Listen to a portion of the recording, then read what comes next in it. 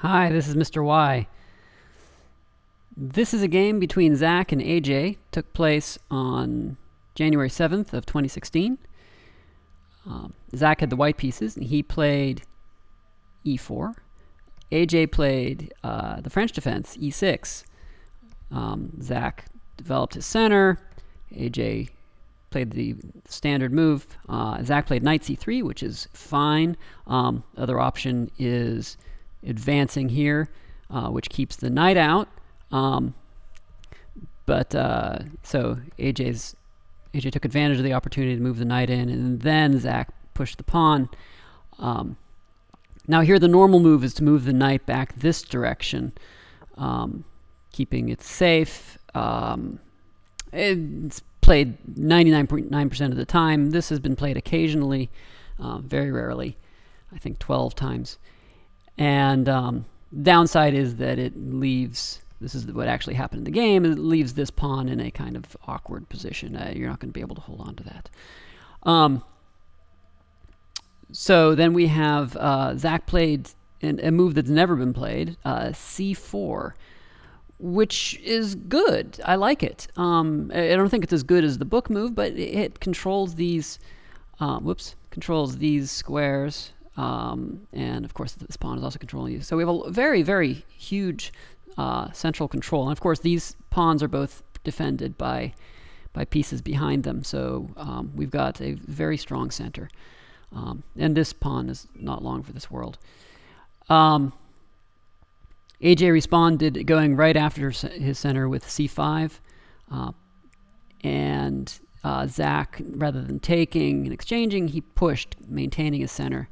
The next move AJ took, I would have rather have seen a developing move rather than releasing the tension right away.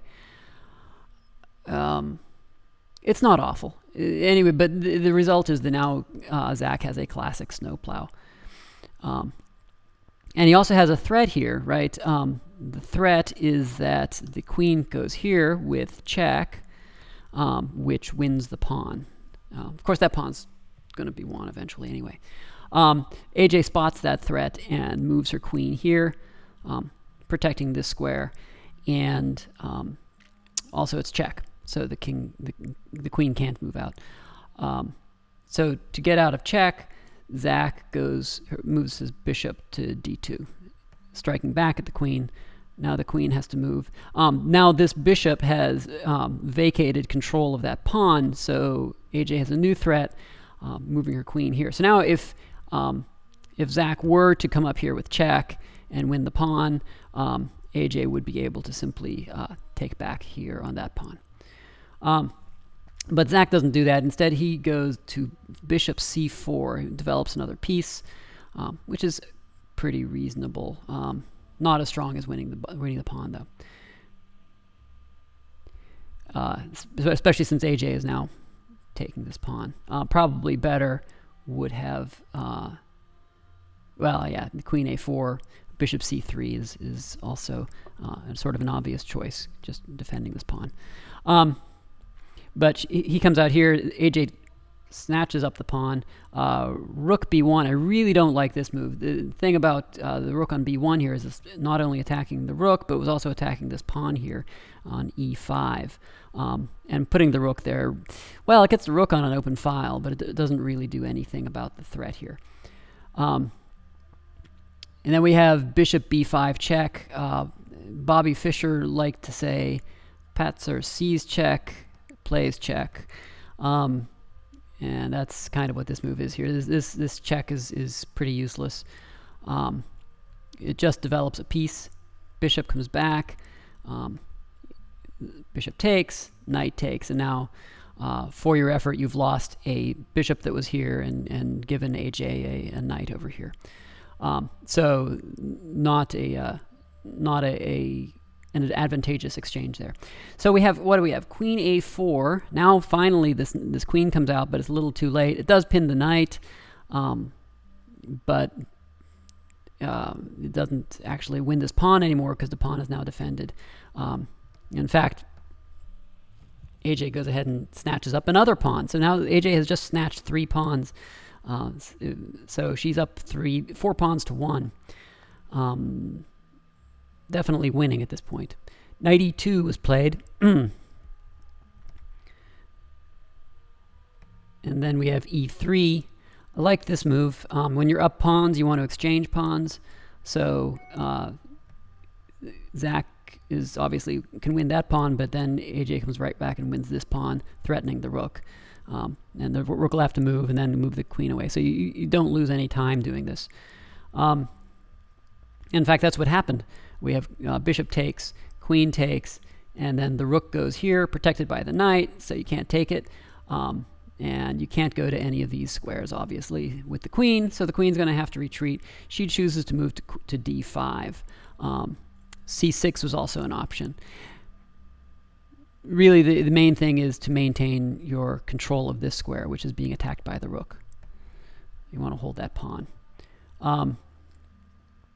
So we have rook g5 from Zach, which hits the queen, and AJ makes a move that no longer controls that pawn, and doesn't really. It's actually pretty dangerous.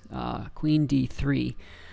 There's 2 possibilities here for white. White can do this, which is skewering a checkmate threat, or he can land a rook on the 7th rank, making a straight ahead checkmate threat. Of course, the queen is now defending that. So that's the move that he made. Is he went ahead and took the pawn, setting up a threat that's pretty nasty. And you'll notice now that this queen here. Let me get rid of these arrows. Oops! Now I've got extra arrows. Too many arrows. Let me get rid of some of them.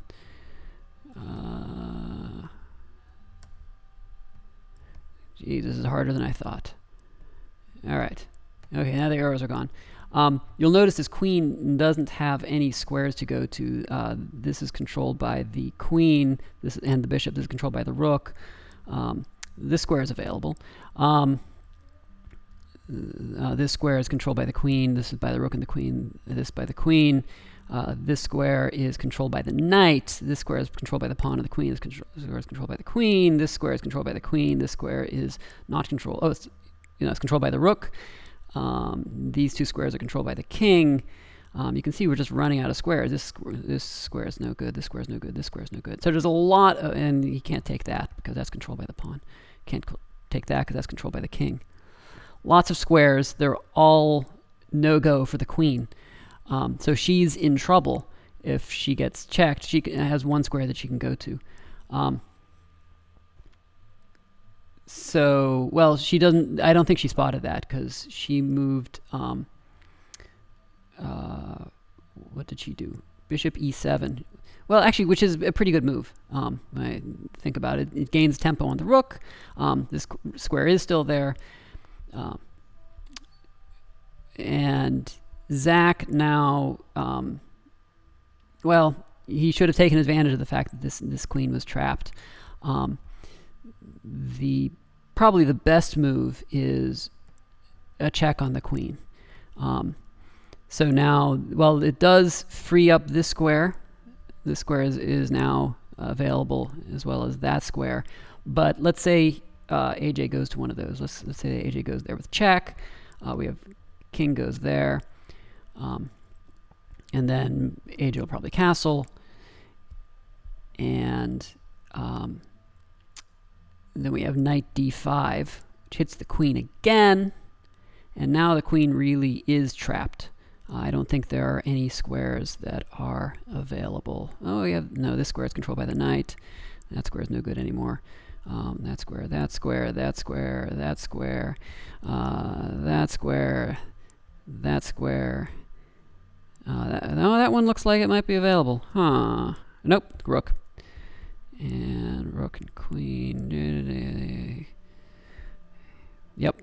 Okay, so that queen is well and truly trapped at this point. But Zach didn't spot that here with the knight, or actually 2 moves with the knight. Right, first one going I'm lost.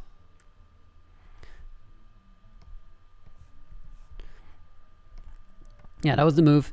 What was another possibility is something like rook b3 also hits the queen with similar results, but not quite as dramatic. Instead, he well, I didn't like this. Like I said, you got to be aware of what you have here. You have a rook on the 7th rank that is attacking primarily this knight with a checkmating threat. The only thing defending it is the queen. And if you exchange it off, then the checkmating threat goes away, which is what happened in the game. Granted, you want a pawn, but I'd say the rook on the 7th is worth a pawn anyway. So you don't want to get rid of that rook on the 7th. You end up with a queen on the 7th, which just isn't as good because it's only one piece and is not coordinating with anything else at this point. So that's really the lesson here of this particular game, is to be aware of what you have. A, you have a trapped queen, and B, you have a rook on the 7th, which are both extremely valuable, and you have to coordinate your attack so that you take care of one or the other, and then win the game. But instead, we didn't. So we have the rook takes pawn, which is just sort of gives up the entire advantage. Queen now on the 7th. Bishop takes g5. The rook falls to the bishop. AJ castles. We have a4 from Zach, and then AJ just sort of finishes this off. Rook here, bishop e7. This was a mistake. I think Zach was shattered at this point, and really a much better move is down here. Although not really much better, it's a little better. It doesn't just simply give up the bishop like this one does, because this is just erased in a moment. Queen a8 check. Knight goes back here, preventing the back rank check. And then we have queen f3. Again, a mistake, clearly. I like this next move rather than do the obvious, taking the queen. AJ says, I can win this another way anyway. Which kind of interesting. Zach takes the queen, getting the queen out, and at this point, white resigns because the knight is pinned. We have a pawn coming down. There's really no good way out of this. Let's just make a passing move, queen a5, or pawn a5. Knight takes check, king f1, and there's no stopping the pawn. We'll go this way. Then we have knight e6, and the knight's going to eventually get in on the act. All right. So that's the end of this game. Nice game by Black, except for this move here with the queen down into the enemy territory, getting her essentially trapped. Yeah, it puts a hit on the rook, but that rook is going away anyway. He's going up there. And now the knight is in bad shape. Or the queen, rather, is in bad shape. A good game, both of you. Definitely worth looking at. I'll see you next week. Go play chess.